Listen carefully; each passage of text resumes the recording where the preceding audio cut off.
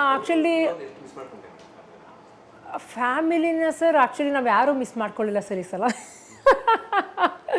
ಯಾಕೆಂದರೆ hectic schedule ಆಗೋಗಿತ್ತು. ಬೆಳಗ್ಗೆ 3 ಗಂಟೆಗೆ ಇದ್ದರೆ ನಮಗೆ ಸಂಜೆ 5:30 6 ಗಂಟೆ ತನಕ ನಾನ್ ಸ್ಟಾಪು ರೈಡ್ ಮಾಡಬೇಕಿತ್ತು. ತಿಂಡಿ ಊಟ ನಮ್ಗೆ ಅಷ್ಟೇ, ಅದು ಬಿಟ್ಟರೆ ಬೇರೆ ಯೋಚನೆ ಇರಲಿಲ್ಲ. ವಾಪಸ್ ರೂಮಿಗೆ ಬರ್ತಿದ್ದಂಗೆ ಕರೆಕ್ಟ್ ಇನ್ನೊಂದು ಮೇಜರು ನಮ್ಮ ಬಟ್ಟೆ ನಾವು ಒಗಿಲೇಬೇಕಿತ್ತು. ಯಾಕೆ ಮನೆ ದಿನಕ್ಕೆ ಹಾಕ್ಕೊಳ್ಳೋಕ್ಕೆ 2 ದಿನಕ್ಕೆ ಹಾಕ್ಕೊಳ್ಳೋಕೆ ಬೇಕೇ ಬೇಕಿತ್ತಲ್ಲ. ಸೊ ಎಷ್ಟೇ ಸುಸ್ತಾಗಿದ್ರು ಫಸ್ಟು ಕೆಲಸ ಸೈಕಲ್ ವಾಶ್ ಮಾಡೋದು. ನಾವು ಸೈಕಲ್ ವಾಶ್ ಮಾಡಿ ಹ್ಯಾಂಡ್ ಓವರ್ ಮಾಡಬೇಕಾಗಿತ್ತು. ಮಿಕ್ಕಿದ್ದೆಲ್ಲನೂ ಒಬ್ಬ ಮೆಕ್ಯಾನಿಕ್ ಕರ್ಕೊಂಡಿದ್ವಿ, ಅವ್ರು ಮಾಡ್ಕೊಳ್ಳೋರು. ಜೊತೆಗೆ ಅದಾದ ಸೈಕಲ್ ವಾಶ್ ಆದಮೇಲೆ ನಾವು ವಾಶ್ ಆಗೋಕ್ಕಿಂತ ಮುಂಚೆ ನಮ್ಮ ಬಟ್ಟೆ ವಾಶ್ ಮಾಡಬೇಕಾಗಿತ್ತು. ಸೊ ಬಟ್ಟೆ ಎಲ್ಲ ಒಗೆದು ನಾವು ರೂಮಲ್ಲೇ ಒಣಗಾಕೊಬೇಕು, ಬೇರೆ ಆಪ್ಷನ್ ಇರಲಿಲ್ಲ. ಫ್ಯಾನ್ ಹಾಕ್ಕೊಂಡು ಒಣಗಿಸ್ಕೋಬೇಕು. ಸೊ ಹಿಂಗೆಲ್ಲ ಮಾಡ್ಕೊಂಡಿದ್ವಿ. ಈ ಮೂಮೆಂಟಲ್ಲಿ ನಮಗೆ ಹಬ್ಬ ಅಂದರೆ ಸರ್ ಒಂದು 7:30 to 8 o'clock ಅರ್ಧ ಗಂಟೆ ಟೈಮ್ ಸಿಗೋದು ಸರ್ ಫ್ಯಾಮಿಲಿ ಜೊತೆ ಮಾತಾಡೋದಕ್ಕೆ.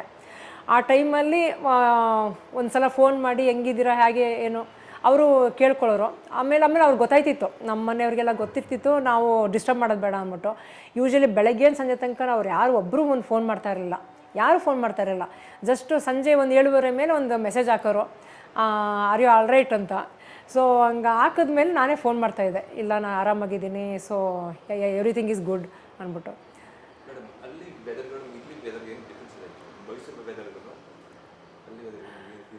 ಸರ್ ನಮ್ಮ ಮೈಸೂರು ವೆದರು ಭಾಳ ಅದೃಷ್ಟವಂತರು ಸರ್ ನಾವು. ಇದು ಭಾಳ ಚೆನ್ನಾಗಿದೆ ನಮ್ಮ ಮೈಸೂರು ವೆದರು.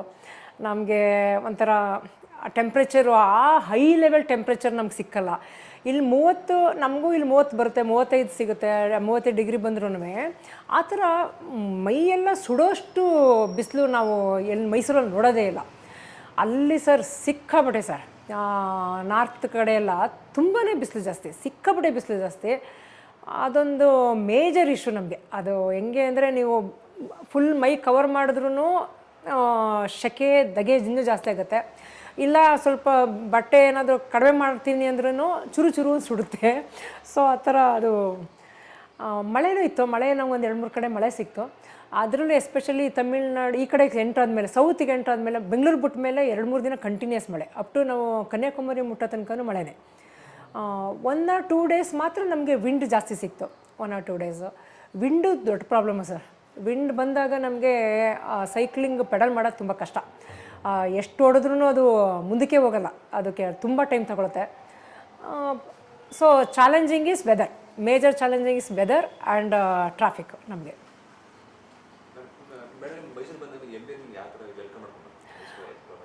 ಓಕೆ, ಮೈಸೂರಿಗೆ ನಾವು ಎಂಟ್ರಾದಾಗ ನಾವು ಎಕ್ಸ್ಪೆಕ್ಟ್ ಮಾಡಿರಲಿಲ್ಲ. ನಾವು ಮೋಸ್ಟ್ಲಿ ನಾವು ಅಂದ್ಕೊಂಡು ನಮ್ಮನ್ನ ವೆಲ್ಕಮ್ ಮಾಡೋಕ್ಕೆ ಬರೀ ನಮ್ಮ ಫ್ರೆಂಡ್ ಸರ್ಕಲ್ ಯಾರು ಬರ್ತಾರೆ, ಫ್ಯಾಮಿಲಿ ಬರ್ತಾರೆ ಅಂತ ಎಕ್ಸ್ಪೆಕ್ಟ್ ಮಾಡಿರಲ್ಲ. ಆಮೇಲೆ ಲಾಸ್ಟ್ ಒಂದು 10 ನಿಮಿಷ ಮುಂಚೆ ಗೊತ್ತಾಯಿತು ನಮಗೆ ವೆಲ್ಕಮ್ ಮಾಡೋದಕ್ಕೆ ನಮ್ಮ MP ಅವರು ಮಹಾರಾಜರು ಯದುವೀರ್ ಸರ್ ಬರ್ತಾಯಿದ್ದಾರೆ ಅಂದ್ಬಿಟ್ಟು. ನಾವು ಅನ್ಬಿಲೀವಬಲ್ ಅದು. ನಾವು ಥಿಂಕೇ ಮಾಡಿರಲಿಲ್ಲ ನಮ್ಮ ಮೈಸೂರು MP ಅವರು ನಮ್ಗೆ ಇಷ್ಟೊಂದು ಸಪೋರ್ಟ್ ಮಾಡ್ತಾರೆ ಅಂದ್ಬಿಟ್ಟು. ಅದಕ್ಕೂ ಮುಂಚೆನೂ ಅವ್ರು ನಮಗೆ ಒಂದು ವಿಡಿಯೋ ಕಳಿಸ್ಕೊಟ್ಟಿದ್ರು. ಇನ್ ಬಿಟ್ವೀನ್ 2 weeks 3 weeks ಆದಾಗ ನಮಗೊಂದು ವಿಡಿಯೋ ಕಳಿಸ್ಕೊಟ್ಟಿದ್ರು. ನೀವು ಮಾಡ್ತಾಯಿದ್ದೀರಾ ಮೈಸೂರಿಯನ್ಸು, ನಿಮ್ಗೆ ಆಲ್ ದ ಬೆಸ್ಟ್ ಅಂದ್ಬಿಟ್ಟು ಒಂದು ವಿಡಿಯೋ ಕಳಿಸಿದ್ರು. ಅದಂತೂ ತುಂಬಾ ಖುಷಿಯಾಗಿತ್ತು ನಮಗೆ. ಇಲ್ಲಿ ಎಂಟ್ರಾಗೆ ಅವರು ಆ್ಯಕ್ಚುಲಿ ಅವತ್ತೇನೋ ಅವ್ರಿಗೆ ಸ್ವಲ್ಪ ಹೆಲ್ತ್ ಪರ್ಮಿಟ್ ಮಾಡಿರಲಿಲ್ಲ ಅಂದ್ರೂ ರಾತ್ರಿ 9 ಗಂಟೆ ಆಯ್ತು ನಾವು ಬಂದಾಗ ಇಲ್ಲಿ ಮೈಸೂರಿಗೆ ಪ್ಯಾಲೇಸ್ ಹತ್ರ ಬರೋಷ್ಟರೊಳಗೆ. ಅವರು 9 ಗಂಟೆಯಿಂದ ನಮಗೂ ಮುಂಚೆನೇ ಬಂದು ಕಾಯ್ಕೊಂಡು ನಾವು ಅದು ಒಂಥರ ಹೆಂಗೆ ಅಂದರೆ ನಾವು ಅವ್ರನ್ನ ಕಾಯಬೇಕು, ಅವ್ರು ನಮ್ಮನ್ನ ಕಾಯ್ಕೊಂಡು ನಮಗೆ ವೆಲ್ಕಮ್ ಮಾಡಿದ್ದು ಒಂಥರ ಭಾಳ ಖುಷಿ ಆಯಿತು ಸರ್. ಅದೊಂಥರ ಒಂದು ದೊಡ್ಡ ಗೌರವ ಸಿಕ್ತಂಗೆ ಆಯಿತು ನಮಗೆ.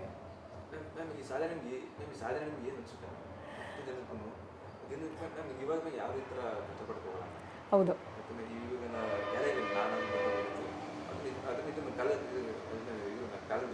ಹೌದು ಸರ್. ನಮ್ಮನ್ನು ನಾವು ನಂಬೋದು, ನಮ್ಮ ಕೆಪಾಸಿಟಿ ಬಗ್ಗೆ ನಮಗೆ ನಂಬಿಕೆ ಜಾಸ್ತಿ ಆಗಬೇಕು ಅಂದರೆ ಈ ಥರದ್ದು ಏನಾದರೂ ಒಂದು ಹುಚ್ಚು ಸಾಹಸ ಮಾಡಿದಾಗಲೇ ಗೊತ್ತಾಗುತ್ತೆ ಸರ್. ಇದನ್ನು ಮಾಡಿದ್ಮೇಲೆ ಅನ್ನಿಸ್ತು ನಮಗೆ, ನಾವು ಈ ಸ್ಟೇಜ್ ಆಗಿದೆ, ನಾವು 50 ಕ್ರಾಸ್ ಮಾಡಿದ್ದೀವಿ, 50 ಆದ್ರೂ ನಾವು ಇಷ್ಟೊಂದೆಲ್ಲ ಫಿಟ್ಟಾಗಿ ಯಾರಿಗೂ ಏನು ಒಂದು ಏಟ್ ಮಾಡ್ಕೊಳ್ದೇ, ಯಾರಿಗೂ ಏನು ಹೆಲ್ತ್ ಇಶ್ಯೂಸ್ ಆಗ್ದೇ ಇಷ್ಟು ಚೆನ್ನಾಗಿ ಕಂಪ್ಲೀಟ್ ಮಾಡಿದ್ವಿ ಅಂದಮೇಲೆ ಯಂಗ್ಸ್ಟರ್ಸ್ ಯಾಕೆ ಮಾಡಬಾರ್ದು ಅಂತ. ಸರ್ ಯಂಗ್ಸ್ಟರ್ಸ್ಗೆ ಪ್ರಾಬ್ಲಮ್ ಏನು ಅಂದರೆ ಅವ್ರ ಮೇಲೆ ಅವ್ರಿಗೆ ಕಾನ್ಫಿಡೆಂಟ್ ಇಲ್ಲ. ಆ ಕಾನ್ಫಿಡೆಂಟು ಬರಬೇಕು ಸರ್ ಮಕ್ಳುಗಳಿಗೆ. ಆ ಕಾನ್ಫಿಡೆಂಟ್ ಮಕ್ಳಿಗೆ ಬರಬೇಕು ಅಂದಾಗ ಈ ಅಡ್ವೆಂಚರ್ ಆ್ಯಕ್ಟಿವಿಟೀಸ್ಗೆ ಇಳಿಬೇಕು ಅವರು. ಏನಪ್ಪ ಅಂದರೆ ಇಲ್ಲಿ ಒಂದು ರೌಂಡ್ ವಾಕ್ ಮಾಡ್ತಾರೆ ಅಥವಾ ಜಾಗ್ ಮಾಡ್ತಾರೆ, ವಾಪಸ್ ಮನೆಗೆ ಹೋಗ್ತಾರೆ, ಅಥವಾ ಕಾಲೇಜು ಸ್ಕೂಲು ಬರೀ ಇಷ್ಟೇ ಆಗೋಗಿದೆ ಅವ್ರದ್ದು. ಒಂದು ಸಲ ಅಡ್ವೆಂಚರಲ್ಲಿ ಇಳಿದ್ರೆ ಸರ್ ಅವ್ರಿಗೆ ಅವ್ರ ಮೇಲೆ ನಂಬಿಕೆ ಇನ್ನೂ ಜಾಸ್ತಿ ಆಗುತ್ತೆ, ಟ್ರಸ್ಟ್ ಬರುತ್ತೆ, ನಾನು ಏನು ಬೇಕಾದ್ರೂ ಮಾಡಬಲ್ಲೆ ಅಂತ. ಸರ್ ಕೆಪಾಸಿಟಿ ಅನ್ನೋದು ಮಕ್ಳುಗಳಲ್ಲಿ ನಮಗಿಂತ ಜಾಸ್ತಿ ಇರುತ್ತೆ, ಎಷ್ಟು ಇರುತ್ತೆ ಅವ್ರಿಗೆ. ಆ ಕೆಪಾಸಿಟಿನ ಯೂಸ್ ಮಾಡ್ಕೊಳ್ಳೋಂಗೆ ಅವರು ಸ್ಪೋರ್ಟ್ಸ್ ಆ್ಯಕ್ಟಿವಿಟಿಲಿ ಇಳಿಲೇಬೇಕು ಸರ್. ಏನು ಸರ್? ಓ ಯಾ ಹೌದು. ಓಕೆ. ಅವರ ಮಕ್ಳಿಗೆ ಏನಾಗ್ಬಿಟ್ಟಿದೆ, ಸೋಷಿಯಲ್ ಮೀಡಿಯಾ ಮೇಜರ್ ಆಗೋಗಿದೆ ಸರ್ ಅವ್ರಿಗೆ. ನಮ್ಮಲ್ಲೂ ನೋಡ್ತಾ ಇದ್ದೀವಿ. ಆ್ಯಕ್ಚುಲಿ ನಾವು ಅದನ್ನು ಯೂಸ್ ಮಾಡ್ತಾಯಿದ್ವಿ, ತುಂಬಾ ಯೂಸ್ ಮಾಡ್ತಾಯಿದ್ವಿ. ಒಂದು ಸಲ ನಾವು ಈ ಥರ ಸ್ಪೋರ್ಟ್ಸ್ ಆ್ಯಕ್ಟಿವಿಟಿಗೆ ಇಳಿದ ಮೇಲೆ ಏನಾಗೋಗುತ್ತೆ, ಆ ಟೈಮು ನಮಗೆ ಸಾಲಲ್ಲ, ನಮಗೆ ಅದು ಬೇಕು ಅಂತಲೇ ಒಂದು ಸಲ ಬಿಡೋ, ಆಮೇಲೆ ನೋಡಿದ್ರಾಯ್ತು, ಆಮೇಲೆ ಮಾಡಿದ್ರಾಯ್ತು ಅನ್ನೋ ಥರ ಮಕ್ಳುಗಳಿಗೆ ಬರಬೇಕು ಸರ್. ಇದು ಸೋಷಿಯಲ್ ಮೀಡಿಯಾನ ಕಟ್ ಡೌನ್ ಮಾಡಿ ಹೊರ್ಗಡೆ ಆಟ ಆಡೋದನ್ನು, ಹೊರ್ಗಡೆ ಹೋಗೋದನ್ನು, 4 ಜೊತೆ ಮಿಂಗಲ್ ಆಗೋದನ್ನು ಅವ್ರು ಕಲೀಲೇಬೇಕು ಸರ್. ಅವರು ಹೆಂಗಾಗೋಗಿದೆ ಅಂದರೆ ಫೋನಲ್ಲೇ ಎಲ್ಲ ಹೋಗುತ್ತೆ, ಫ್ರೆಂಡ್ಸ್ಗಳು ಫೋನಲ್ಲೇ ಸಿಗ್ತಾರೆ, ಎನಿ ಎನ್ಕ್ವೈರಿ ಫೋನಲ್ಲೇ ಆಗ್ಬಿಡುತ್ತೆ. ಒಂದು ಬಟ್ಟೆ ಶಾಪಿಂಗ್ ಮಾಡಬೇಕಾ, ಅದು ಫೋನಲ್ಲೇ ಆಗೋಗುತ್ತೆ. ಮುಂಚೆ ಎಲ್ಲ ಒಂದು ಬಟ್ಟೆ ಶಾಪಿಂಗ್ ಅಂದರೆ ಫ್ಯಾಮಿಲಿ ಹೋಗಿ ಒಂದು ಶಾಪಿಂಗ್ ಮಾಡಿ ಒಂಥರ ಆ ಸಂತೋಷ ಇರ್ತಿತ್ತು. ಈಗ ಸಂತೋಷನೇ ಇಲ್ಲ. ಬಟ್ಟೆ ಯಾರ ಮಕ್ಕಳನ್ನ ಈಗ ನಮ್ಮನೆಲ್ಲೇ ಕರೆದ್ರೂ ಅವ್ರು ಬರೋಕ್ಕೆ ರೆಡಿ ಇರೋಲ್ಲ. ಅಷ್ಟು ದೂರ ಯಾರು ಹೋಗ್ತಾರೆ, ಇಲ್ಲಿಂದ ಇಲ್ಲಿಗೆ ಇಲ್ಲಿ ಪಕ್ಕದಲ್ಲಿರೋ ಶಾಪಿಗೆ ಬಂದು ನೋಡೋಕ್ಕೂ ಅವರು ರೆಡಿ ಇರೋಲ್ಲ, ಯಾರು ಮೈ ಸ್ಟ್ರೈನ್ ಮಾಡ್ಕೊಳ್ಳೋಕ್ಕೆ ರೆಡಿ ಇಲ್ಲ ಅವ್ರುಗಳು. ಇದು ತುಂಬಾ ತಪ್ಪು ಸರ್, ಇದು ತುಂಬಾ ತಪ್ಪು. ನಮ್ಮ ಕಡೆಯಿಂದ ನಾವು 11 ಜನದ ಪರವಾಗಿ ನಾನು ಏನೇನು ಹೇಳೋದನ್ನು ಇಷ್ಟಪಡ್ತೀನಿ ಅಂದರೆ, ಸ್ಟೂಡೆಂಟ್ಸ್ಗಳು, ಯಂಗ್ ಜನ್ರೇಷನ್ನು ದಯವಿಟ್ಟು ಮೊಬೈಲ್ ಬಳಕೆನ ಆದಷ್ಟು ಕಡಿಮೆ ಮಾಡಿ, ಎಷ್ಟು ಸಾಧ್ಯನೋ ಅಷ್ಟು. ನಿಮ್ಗೆ ನೀವೇ ಅಂದ್ಕೋಬೇಕು, ಇವತ್ತು ಒಂದು ದಿನಕ್ಕೆ ನಾನು 2 ಅವರ್ಸ್ ಆದರೂ ಮುಟ್ಟಲ್ಲ, ನನಗೆ 3 ಅವರ್ಸ್ ಮುಟ್ಟಲ್ಲ ಫೋನ್ನ ಅಂತ ಅಂದ್ಕೊಂಡ್ರೆ ಮೋಸ್ಟ್ಲಿ ಆ 3 ಅವರ್ಸ್ 2 ಅವರ್ಸು ನೀವು ಏನು ಬೇಕಾದರೂ ಅಚೀವ್ ಮಾಡ್ಬೋದು. ಮೊಬೈಲ್ ಇಲ್ಲದೇ ಜೀವನ ಮಾಡೋದು ಭಾಳ ಚೆನ್ನಾಗಿದೆ ಸರ್. ಹೊರ್ಗಡೆ ಗ್ರೀನ್ರಿ ನೋಡೋದಾಗಲಿ, ಒಂದು ಬರ್ಡ್ಗಳದ್ದು ಚಿಲಿಪಿಲಿ ಸೌಂಡ್ ಕೇಳ್ಕೊಳ್ಳೋದಾಗಲಿ. ನಾನು ಎಷ್ಟೋ ಸಲ ಬೆಟ್ಟ ವಾಕ್ ಮಾಡಬೇಕಾದ್ರೆ, ಕುಕ್ನಳ್ಳಿ ಕೆರೆ ವಾಕ್ ಮಾಡ್ಬೇಕಾದ್ರೆ ನೋಡ್ತೀನಿ, ಆ ಹೆಡ್ಫೋನ್ ಹಾಕ್ಕೊಂಡು ಬರ್ತಾರೆ. ಇನ್ನೊಂದಷ್ಟು ಜನ ಬೇರೆಯವ್ರು ಡಿಸ್ಟರ್ಬ್ ಮಾಡೋಂಗೆ ಲೌಡ್ ಸ್ಪೀಕರಲ್ಲಿ ಹಾಡು ಹಾಕ್ಕೊಂಡ್ಬರ್ತಾರೆ.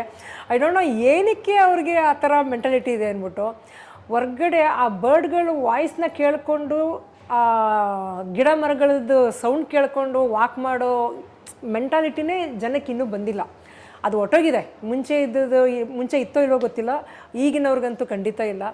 ದಯವಿಟ್ಟು ಮೊಬೈಲ್ ಬಳಕೆ ಕಡಿಮೆ ಮಾಡಿ ಹೊರ್ಗಡೆ ಎಂಜಾಯ್ ಮಾಡೋದನ್ನು ನೋಡಿ, ತುಂಬ ಚೆನ್ನಾಗಿದೆ. ಹೇಳ್ತಾರಲ್ಲ, ದೇಶ ಸುತ್ತಿ ನೋಡು, ಕೋಶ ಓದಿ ನೋಡು ಅಂತ, ಅದು ಖಂಡಿತ ನಿಜ. ನೀವು ಎಷ್ಟು ಹೊರಗಡೆ ಓಡಾಡ್ತಿರೋ ನಿಮ್ಗೆ ಅಷ್ಟು ನಾಲೆಡ್ಜ್ ಇಂಪ್ರೂವ್ ಆಗುತ್ತೆ. 4 ಜನ ಜೊತೆ ಬೆರೆತು ಮಿಂಗಲ್ ಆದಾಗ ಇನ್ನೊಬ್ರಿಗೆ ಸಹಾಯ ಮಾಡೋದಾಗಲಿ, ಇನ್ನೊಬ್ಬರಿಂದ ನಾವು ಕಲಿಯೋದಾಗಲಿ ತುಂಬ ಇರುತ್ತೆ. ಫಸ್ಟು ನಾವು ಕಲಿಯೋದನ್ನು ನೋಡಬೇಕು, ಇನ್ನೊಬ್ರು ಹೇಳೋದನ್ನು ನಾವು ಕಲಿಯೋದನ್ನು ನೋಡಬೇಕು, ಕಲ್ತ್ಕೋಬೇಕು.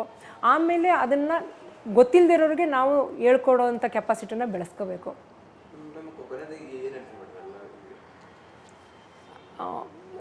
ಕೊನೆಯದಾಗಿ ಯಾವುದೂ ಅಸಾಧ್ಯ ಅಲ್ಲ. ಮನಸ್ಸಿದ್ರೆ ಮಾರ್ಗ ಅಂತಾರಲ್ಲ, ಹಾಗೆ ಮನಸ್ಸೊಂದಿದ್ರೆ ನಾವು ಏನು ಬೇಕಾದರೂ ಅಚೀವ್ ಮಾಡ್ಬೋದು. ನನಗೆ ಮೊಮ್ಮಗ ಇದ್ದಾನೆ.